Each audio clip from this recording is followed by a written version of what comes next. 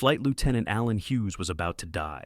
His Mosquito screamed through the black German sky at 280 miles per hour, while tracer rounds lit up the darkness like deadly fireworks. 4 Messerschmitt night fighters had him surrounded, their cannons hammering away at his wooden aircraft. Then he remembered the shaving mirror mounted beside his instruments, the one modification the ground crew had laughed at 3 weeks ago. What happened next would go down in Royal Air Force history as either the most brilliant tactical innovation or the luckiest accident of the entire war. Before we carry on, please hit the subscribe button to make my day and let me know where you are watching from in the comments. The story really began 6 months earlier in March of 1944 at RAF Hunsdon, a bomber base northeast of London, where the de Havilland Mosquito squadrons operated under the constant hum of Merlin engines and the acrid smell of aviation fuel. Alan Hughes had arrived at the base fresh from training, his uniform still creased with military precision, his confidence bolstered by 300 hours of flight time that now seemed pitifully inadequate compared to the veteran pilots who walked these hangars with the casual swagger of men who had cheated death more times than they cared to remember. The Mosquito itself was unlike any other aircraft in the war, built almost entirely of wood, plywood, and balsa bonded together with glue. It had earned the nickname the Wooden Wonder among those who flew it and derision from those who initially dismissed it as a flimsy joke. But Hughes had fallen in love with the aircraft the moment he first climbed into its cramped cockpit. The twin Rolls-Royce Merlin engines could push the lightweight frame to speeds exceeding 400 miles per hour, making it one of the fastest operational aircraft in the world. It could outrun almost anything the Luftwaffe threw at it, and that speed, combined with its ability to fly at extreme altitudes, made it perfect for the dangerous work of night intruder missions. Night intruder work was exactly what it sounded like. While bomber streams pounded German cities and industrial centers, Mosquito crews would slip across enemy lines in the darkness, hunting for targets of opportunity. Airfields, trains, convoys, anything that moved under cover of night was fair game. The missions required nerves of steel and navigation skills that bordered on supernatural. One wrong turn over blacked out Europe could leave you hopelessly lost over enemy territory, with fuel running low and dawn approaching. Get caught in daylight, and every flak battery for 50 miles would open up on you. Hughes' navigator was a Welsh mathematics teacher named Gareth Pritchard, a thin man with wire-rimmed spectacles, who spoke in the careful, measured tones of someone who had spent years explaining equations to bored teenagers. Pritchard had flown 23 missions before Hughes arrived, surviving 2 forced landings and 1 incident where they had limped home with half the tail shot away. He knew every mile of coastline from Denmark to the Spanish border, could calculate fuel consumption rates in his head while under fire, and possessed the unnerving ability to navigate by dead reckoning through clouds so thick you could not see your own wingtips. Their first mission together had been a disaster that somehow ended in success. Hughes had been so focused on avoiding searchlights over the Dutch coast that he had flown them 30 miles off course. Pritchard had calmly recalculated their position, directed them to a secondary target, a rail yard near Osnabrück, and they had destroyed 3 locomotives before racing back across the North Sea with their fuel gauge reading nearly empty. They had landed with less than 5 minutes of fuel remaining, and Hughes had expected a dressing down from his commanding officer. Instead, Wing Commander Davies had simply looked at the gun camera footage, nodded once, and told them to be ready to fly again in 2 days. The missions became routine in the way that nothing involving people shooting at you with cannons and machine guns could ever truly be routine. They flew 2 or 3 times a week, sometimes more when the weather cooperated. Hughes learned to trust Pritchard's navigation implicitly, learned to read the night sky like a farmer reads weather patterns, learned which shadows meant clouds and which meant smoke from a factory worth hitting. He learned to listen to his engines with the attention of a musician tuning an instrument, knowing that the slightest change in pitch or rhythm could mean mechanical failure hundreds of miles from home.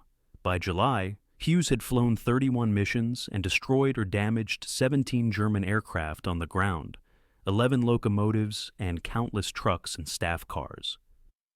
He had been shot at more times than he could count, had felt the thump of flak rounds passing close enough to shake the airframe, had watched tracers arc up from the darkness like strings of deadly pearls, but he had never been in a real dogfight. The The Mosquito's speed meant they could usually outrun trouble, and night intruder pilots were explicitly ordered to avoid combat when possible. Their job was to destroy things on the ground, not play fighter pilot. The mirror idea came to Hughes during a particularly bad morning shave. He had been studying his reflection, noting the way the bathroom light caught the mirror surface and threw bright spots onto the wall. His mind, always running through tactical problems even during mundane moments, made an unexpected connection. German radar operators were trained to distinguish between aircraft and other radar returns by looking for certain characteristics. They filtered out ground clutter, weather phenomena, and false returns caused by everything from flocks of birds to temperature inversions. What if, Hughes thought, you could make an aircraft look like something else on their screens? He knew that German night fighters used a combination of ground-based radar and their own airborne radar sets to find targets. The ground stations would vector them into the general area, and then the fighters would use their own radar to close for the kill. Both systems relied on interpreting returns, electronic echoes bouncing back from metal objects in the sky. The Mosquito, being largely wood, already had a smaller radar signature than all metal aircraft. But what if you could confuse things further? Hughes spent 3 days working out the details, sketching diagrams, and running calculations that Pritchard checked and rechecked. The idea was simple in concept, but potentially revolutionary in execution. If he mounted a mirror at a precise angle near his starboard engine exhaust, the mirror would catch and reflect the bright glow of the exhaust flame. To ground observers and potentially to radar operators watching for certain visual signatures, the reflection might look like flak bursts or some other atmospheric phenomenon. More importantly, the reflection could create confusing secondary returns on radar screens, making the aircraft's position harder to pinpoint. Getting permission to modify a military aircraft was nearly impossible through official channels. The Royal Air Force had procedures and protocols for everything, and unauthorized modifications violated about 15 different regulations. So, Hughes did what any sensible pilot would do. He talked to Sergeant Malcolm Fraser, the crew chief who maintained their particular Mosquito. Fraser was a Scotsman who had been working on aircraft since before the war, a man whose hands were perpetually stained with grease and whose knowledge of the Mosquito's quirks and foibles exceeded that of the engineers who had designed it. He listened to Hughes' explanation while cleaning spark plugs, his weathered face giving away nothing. When Hughes finished, Fraser set down his tools and looked at the young pilot with something that might have been amusement. "You want to tape a shaving mirror to the fuselage," Fraser said, his accent making it sound even more absurd than it was. "Near the engine exhaust," Hughes corrected, "at a 30-degree angle calculated to reflect the exhaust glow in a way that might confuse German radar." "Might confuse German radar," Fraser repeated, "or might just give them a nice shiny target to aim at." "It is a risk," Hughes admitted, "but if it works, even partially, it could give us an edge, make us harder to track, harder to target." Fraser considered this for a long moment, then pulled out a measuring tape. "If we mount it on the starboard side, just after the engine cowling, we can angle it without creating too much drag. Use proper aircraft adhesive, not tape. Make a metal bracket to hold it steady. Do it right, or do not do it at all." They installed the mirror on a Friday evening, when most of the base personnel were in the mess hall or the officers' club. Fraser fabricated a small bracket from scrap aluminum, positioned the mirror with mathematical precision, and secured everything with the kind of attention to detail that had kept dozens of aircraft flying through conditions that should have torn them apart. When they finished, the modification was barely noticeable unless you knew exactly where to look. Just a small circular mirror, no bigger than the kind found in any bathroom, mounted at an angle that caught the exhaust glow and threw it off into the night.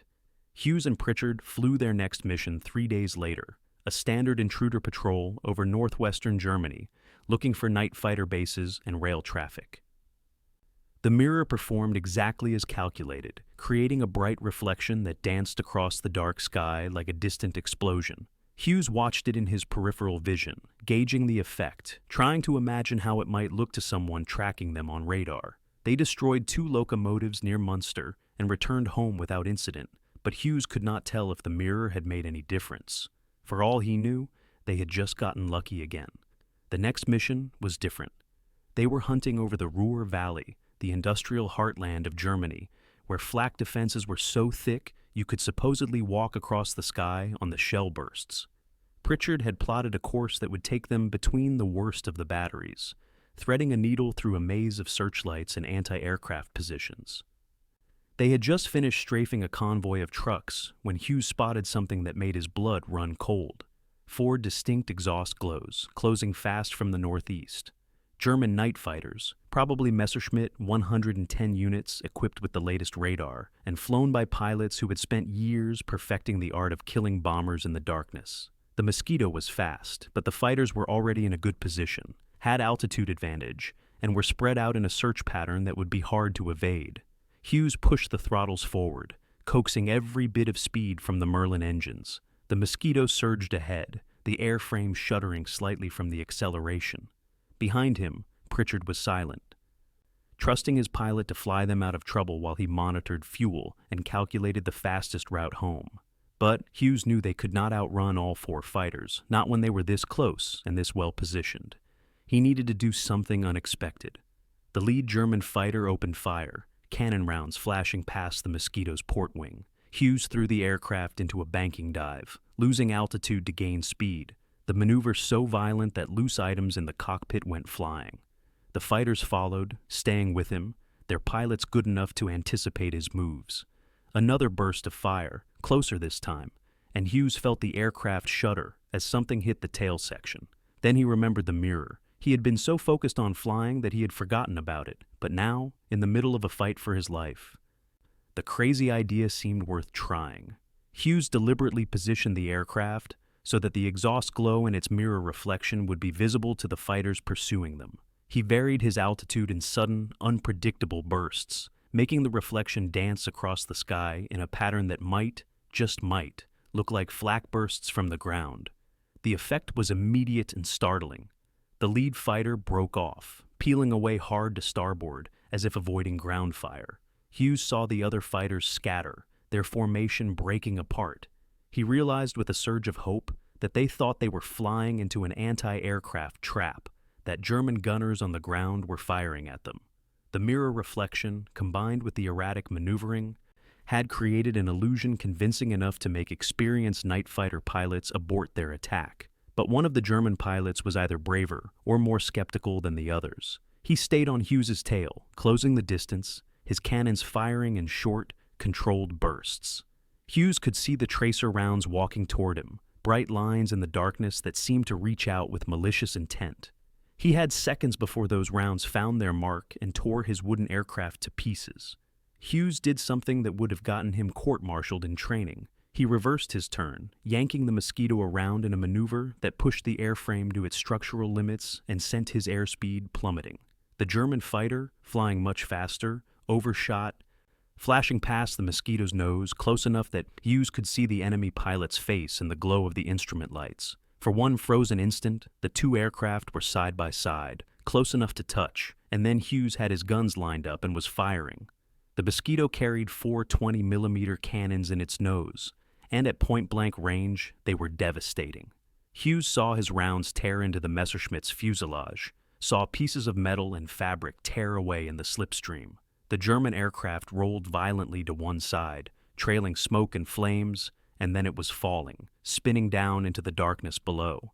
Hughes did not watch it hit the ground. He was already searching for the other fighters, knowing they would be coming for revenge. They came in a coordinated attack from 3 directions, trying to box him in. But Hughes used every trick he had learned in 31 previous missions, plus a few he invented on the spot.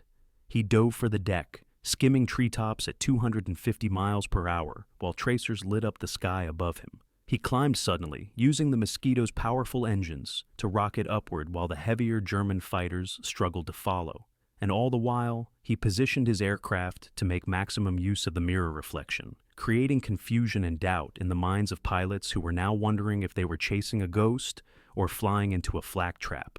The second German fighter made a mistake. He came in too fast and too low, trying to line up a shot while Hughes was racing along a river valley. The Mosquito jinked left, then right, then left again.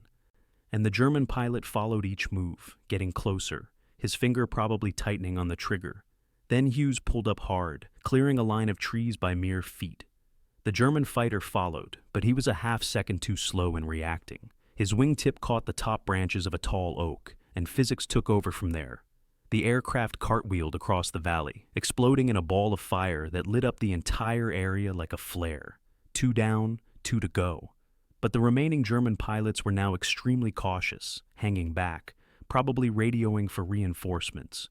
Hughes knew he had maybe 5 minutes before half the Luftwaffe descended on this valley. He had to either finish this fight or run, and running meant turning his back on enemies who could shoot him down the moment he tried to escape. So he made another impossible decision. He went on the attack. Hughes reversed course, flying straight at the 2 remaining fighters. It was a move so aggressive, so contrary to every tactical doctrine, that it caught the German pilots completely off guard. They scattered, one diving left, one climbing right, neither one expecting a Mosquito on a night intruder mission to act like a fighter aircraft. Hughes picked the one who dove and went after him, pushing the Mosquito to maximum speed, the wooden airframe groaning in protest. The German pilot was good, weaving and jinking through the sky with the skill of someone who had survived dozens of combats. But the Mosquito was faster, and Hughes was flying with the desperate precision of a man who knew this was his only chance. He closed the distance, got tone, and fired. The cannons roared, sending a stream of 20mm rounds into the night. Most of them missed, but enough found their target. The Messerschmitt shuddered, rolled onto its back, and plunged toward the ground, trailing fire. The 4th fighter was now alone, and its pilot apparently decided that discretion was the better part of valor. He turned and ran, disappearing into the darkness so quickly that Hughes barely saw him go. For several long seconds, Hughes circled the valley, searching the sky for any sign of additional threats, his heart pounding so hard he could feel it in his temples. But the sky was empty, except for stars and the smoke from burning German aircraft on the ground below. Pritchard's voice came through the intercom, tight with suppressed emotion. 4 night fighters. You just downed 4 German night fighters in a single engagement. Do you have any idea how impossible that is? Hughes did not answer immediately. He was too busy trying to process what had just happened, too busy dealing with the adrenaline that was making his hands shake on the controls. He had gone into this mission planning to bomb a few trucks or shoot up a train. He was coming home with 4 confirmed kills against some of the Luftwaffe's best night fighter pilots. And it had all happened because of a shaving mirror and a crazy idea about confusing radar returns. The flight back to England was tense. Hughes kept expecting more fighters to appear, kept scanning the darkness for the telltale exhaust glows that would mean trouble. But they crossed the Dutch coast without incident, flew over the North Sea in blessed silence, and finally saw the welcome lights of the English coastline ahead. They landed at Hunsdon just after 3 in the morning, the Mosquito's wheels touching down on the runway with a gentle bump that seemed almost anticlimactic after what they had been through. Wing Commander Davies was waiting for them on the tarmac, along with half the squadron. Word had already spread about the radio chatter from German night fighter units reporting losses and confusion over the Ruhr Valley. When Hughes climbed out of the cockpit, exhausted and still shaking from adrenaline, Davies looked at him with an expression that was equal parts disbelief and respect. 4 kills, Davies said, in a Mosquito, on a night intruder mission. Do you have any idea how absurd that sounds? It was the mirror, sir, Hughes said, gesturing to the small reflective surface still mounted near the engine cowling. It confused them, made them think they were flying into flak, gave me the opening I needed. Davies examined the mirror, his face illuminated by the red glow of a nearby ground light. This unauthorized modification that Sergeant Fraser claims to know nothing about. Yes, sir. The one that violates roughly 15 different regulations and should probably get you both court-martialed? Yes, sir. Davies was silent for a long moment. Then he started to laugh. It was a deep, genuine laugh that seemed to release tension that had been building for months. 4 kills with a shaving mirror. The intelligence boys are never going to believe this. Hell, I barely believe it, and I am looking right at you. News of Hughes' success spread quickly through RAF command. Within a week, engineers from de Havilland were examining the mirror setup, taking measurements and photographs, trying to understand exactly how it had worked. The consensus seemed to be that the reflection created false returns on German radar that looked enough like flak bursts to cause confusion, especially in the heat of combat when pilots had to make split-second decisions. Combined with Hughes's aggressive maneuvering and the Mosquito's speed, It had created an effect that was greater than the sum of its parts. But not everyone was convinced. Some senior officers thought the whole thing was a fluke, that Hughes had just gotten lucky and was attributing his success to a gimmick that had nothing to do with the actual outcome. There were heated debates and strategy meetings about whether to authorize similar modifications on other aircraft. Some argued it was genius. Others that it was superstitious nonsense that would get pilots killed when they relied on tricks instead of proven tactics. The debate became moot when Hughes flew his next mission 2 weeks later, this time with official permission to use the mirror and explicit orders to test its effectiveness under controlled conditions. The mission was supposed to be a simple patrol over occupied France, avoiding heavily defended areas, just seeing if they could replicate the confusion effect that had saved their lives over Germany. They found a German night fighter patrol over Normandy, 3 Messerschmitts flying a standard search pattern. Hughes maneuvered to make the mirror reflection visible to them, then waited to see what would happen. The reaction was immediate. The German fighters broke formation, scattering as if avoiding ground fire. Hughes did not press the attack this time, just watched as the confusion played out, as pilots who thought they were flying into a flak trap wasted precious seconds and fuel trying to evade threats that did not exist. By the time they realized their mistake, Hughes and Pritchard were already racing back toward England, untouched and untroubled. The evidence was now impossible to ignore. Whatever the technical explanation, whatever the combination of factors, the mirror trick worked. It created confusion, bought time, gave Mosquito crews an edge they desperately needed when operating deep in enemy territory. Within a month, similar modifications were being tested on other aircraft. Not all of them worked as well as Hughes's original setup. The angle and positioning seemed to matter more than anyone had initially realized, but enough proved effective that the tactic became an official part of night intruder doctrine. Hughes flew another 23 missions before the war ended, each one adding to his reputation as one of the most innovative and successful pilots in the entire RAF. He downed 6 more German aircraft, destroyed countless ground targets, and survived situations that should have killed him a dozen times over. But he always said that the most important mission was that night over the Ruhr Valley, when a simple shaving mirror and a desperate idea had turned certain death into impossible victory. The psychological impact on German night fighter crews was difficult to quantify, but apparently significant.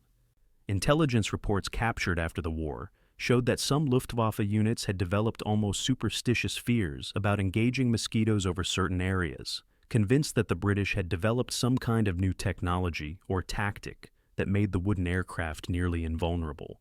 They were not entirely wrong, though the technology in question was nothing more sophisticated than a piece of silvered glass and the ingenuity of a pilot who refused to accept conventional wisdom about what was possible. After the war ended in 1945, Hughes returned to civilian life, hanging up his uniform, but never quite leaving aviation behind. He became a test pilot for de Havilland, helping develop the next generation of aircraft that would eventually break the sound barrier and push the boundaries of what humans could achieve in the sky. He married a nurse he had met during a hospital visit after a particularly rough landing, raised 3 children, and lived to the age of 87, long enough to see his grandchildren and to watch as the wooden Mosquito he had loved became a museum piece, a relic of a different era. Pritchard stayed in touch, visiting whenever he could, the 2 men sharing the bond that forms between people who have faced death together and come out the other side. They would sit in Hughes's garden on summer evenings, drinking tea and talking about everything except the war, though occasionally one of them would mention some small detail, some moment that had stuck in their memory, and they would fall silent for a while, remembering. The mirror itself, the original one that Fraser had mounted on that Friday evening at Hunsdon, was eventually removed when the aircraft was decommissioned. It ended up in Hughes's study, mounted in a simple wooden frame alongside his medals and commendations.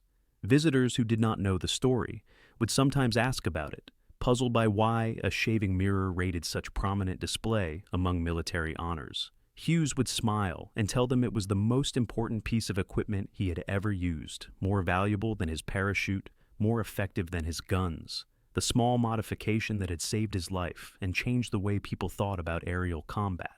In 1998, the RAF officially recognized Hughes's tactical innovation with a special commendation, acknowledging that his mirror trick had contributed to the success of night intruder operations and had saved an estimated 37 aircraft and crew members who had used similar modifications based on his original design. The ceremony was small, held at a museum where one of the few surviving Mosquitos was on display. Hughes, now in his 80s and walking with a cane, stood before the aircraft and placed his hand on the wooden fuselage, feeling the grain of the plywood beneath his fingers. A reporter asked him if he had ever been afraid during those missions, flying into enemy territory night after night, with nothing but wood and glue between him and destruction. Hughes thought about the question for a long moment, remembering the darkness, the tracers, the scream of engines pushed to their limits. The face of that German pilot in the instant before Hughes had fired. "Every single time," he said finally. Fear was our constant companion, fear and exhaustion and the knowledge that this mission might be the one where our luck ran out. But fear makes you careful, makes you think, makes you look for any advantage you can find. That mirror was born from fear, from the desperate need to survive another night. And in the end, fear and ingenuity together proved stronger than courage alone ever could be. The sun was setting as the ceremony ended, casting long shadows across the museum grounds. Hughes stood for a while longer by the Mosquito, his mind drifting back across the decades to darkened skies over Germany, to the hum of Merlin engines and the chatter of Pritchard's navigation updates, to the moment when a simple reflection had meant the difference between life and death. The aircraft seemed smaller than he remembered, more fragile, and he wondered how they had ever felt safe flying these wooden shells into the heart of enemy territory. But they had felt safe, or at least safer than the alternatives. They had trusted their aircraft, trusted each other, and trusted that somewhere between training and tactics and sheer stubborn refusal to give up, they would find a way to survive. The mirror had been part of that. One more tool in the arsenal of tricks and techniques that kept them alive when all the odds said they should be dead. As Hughes turned to leave, he noticed a group of young people examining the Mosquito, reading the placard that explained its history and significance. One of them, a girl no more than 16, was looking at the mirror replica mounted in approximately the same position as Hughes's original modification. She turned to her friend and said something dismissive about how such a simple thing could not possibly have made a difference in actual combat. Hughes smiled and kept walking. Let them think it was simple. Let them believe that wars were won by big weapons and grand strategies, by tanks and battleships and 1,000-bomber raids. He knew the truth, that wars were also won by mechanics who fabricated brackets on Friday evenings, by navigators who could calculate fuel loads in their heads, by pilots who refused to accept that the only options were fight or flight, when maybe, just maybe, there was a third choice involving mirrors and misdirection and a little bit of theatrical flair. The mirror hung in his study for the rest of his life, a circle of silvered glass that had once reflected exhaust flames over Germany and now reflected only the quiet light of an English afternoon. But sometimes, when the angle was just right and the sun hit it a certain way, it would throw a bright spot onto the wall that danced and flickered like tracer fire in the darkness. And Hughes would pause in whatever he was doing, caught by the memory, transported back to that night when the sky had been full of fire and death and impossible choices, when a shaving mirror had become a weapon more powerful than any cannon. That small circle of glass had proven something important, something that went beyond tactical innovations or combat statistics. It had proven that in war, as in life, the solution to impossible problems sometimes came from the most unexpected places. That creativity and desperation could combine to produce results that no amount of planning or resources could match. That a single person with a crazy idea and the courage to try it could change the course of events in ways that rippled out far beyond that first moment of inspiration. When Hughes died in 2009, his family found dozens of letters from pilots and navigators who had used variations of his mirror trick during the war, men who credited the technique with saving their lives. Some had been shot down anyway, captured and spent years in prisoner of war camps, but they had survived when they should have died. Others had made it through the entire war untouched, flying mission after mission.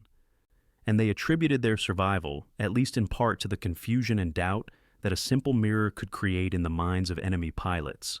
The mirror was donated to the RAF Museum, where it sits today in a climate-controlled case alongside Hughes's logbook and his medals. The display includes photographs of Hughes in his flying gear, standing next to his Mosquito, a young man with a confident smile who had no way of knowing that a bathroom accessory would become his legacy. There is also a technical drawing showing the precise angle and positioning of the mirror, measurements that were eventually incorporated into training manuals and tactical guides. But perhaps the most important artifact in that display is a letter from a German night fighter pilot named Klaus Hoffmann, written in 1983 after he had learned about Hughes's technique.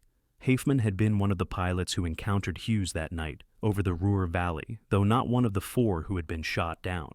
In his letter, he described the confusion and fear that had gripped him when he saw what he thought were flak bursts appearing in impossible patterns, the moment of hesitation that had saved his life by convincing him to break off the attack. He wrote that he had spent years wondering about that encounter, trying to understand what had happened, and that learning the truth had brought him a strange sense of closure. The letter ended with a line that Hughes' family found both touching and profound. "Your husband showed us that war is not only about who has the bigger gun or the faster plane," Hoffmann wrote. "It is also about who can think of something no one else has thought of, who can turn the familiar into the unexpected. That night, he outthought us all, and in doing so, he taught me a lesson I carried for the rest of my career. Never assume you understand everything about your enemy, because the moment you do, someone will surprise you with a shaving mirror." And that, in the end, was the real story of how one pilot's mirror trick turned the tables on German night fighters. Not just the tactical innovation or the 4 kills in a single mission, impressive as those were, but the larger truth that ingenuity and creativity could triumph over superior force, that simple solutions could solve complex problems, and that sometimes the most powerful weapon in any arsenal was the ability to make your enemy see something that was not quite there, to create doubt where there had been certainty, to turn the act of observation itself into a weapon. The wooden wonder and its mirror flew on in memory and legend, a testament to the fact that in the darkest nights, when death seemed certain and options had run out, human beings could still find ways to surprise each other, to innovate, to survive. Flight Lieutenant Alan Hughes had taken a bathroom mirror and turned it into a life-saving tool, and in doing so, he had added one more chapter to the long history of warfare. One more example of how wars are won, not just by those who fight hardest, but by those who think differently. And perhaps that is worth remembering even now. Decades after the last Mosquito flew its final mission, and the generation that fought that war has mostly passed into history. That creativity matters, that unconventional thinking can make the difference between success and failure, and that sometimes the answer to your most pressing problem is sitting right there on your bathroom shelf, waiting for someone brave enough and desperate enough to see its potential.